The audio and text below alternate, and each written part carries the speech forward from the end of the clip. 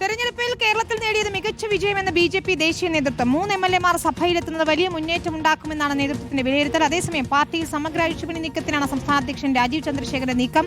2020-യുടെയും ബി.ഡി.ജെ.എസിന്റെയും ദയനീയ പ്രകടനത്തിലും ബി.ജെ.പിക്ക് അതൃപ്തി.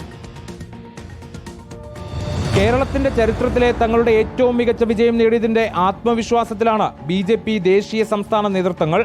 3 എം.എൽ.എമാർ നിയമസഭയിലെത്തുന്നത് സംസ്ഥാനത്ത് വൻ മുന്നേറ്റമുണ്ടാക്കുമെന്നാണ് കണക്കുകൂട്ടൽ.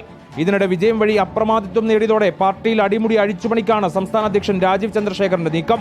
അതേസമയം കേരളവും ബംഗാളായി മാറുമെന്ന് നേതാക്കൾ പറയുന്നു. കേരളത്തിൽ CPIM-ന്റെ സ്വാഭാവിക മരണമുണ്ടാകുമെന്നായിരുന്നു മുൻ സംസ്ഥാന അധ്യക്ഷൻ കെ സുരേന്ദ്രന്റെ പ്രതികരണം. അത് കഴിഞ്ഞ ലോക്സഭാ തെരഞ്ഞെടുപ്പിലെ പാഠത്തിൽ നിന്ന് അവരൊന്നും പഠിച്ചില്ല, തദ്ദേശ തെരഞ്ഞെടുപ്പിലെ പാഠത്തിൽ നിന്നും അവർ പഠിച്ചു. ഇനിയിപ്പോൾ നിയമസഭയിൽ നിന്ന് അവർ പഠിക്കാൻ പോകുന്നില്ല. കാരണം ഇത് സ്വാഭാവികമായൊരു പതനത്തിലേക്കാണ് പോകുന്നത്. ഇപ്പോൾ ഇങ്ങനെ തന്നെയായിരുന്നു ബംഗാളിലും ത്രിപുരയിലെല്ലാം. കേരളത്തിൽ കുറച്ചുകൂടി സമയം എടുത്തു എന്ന് മാത്രമേ ഉള്ളൂ.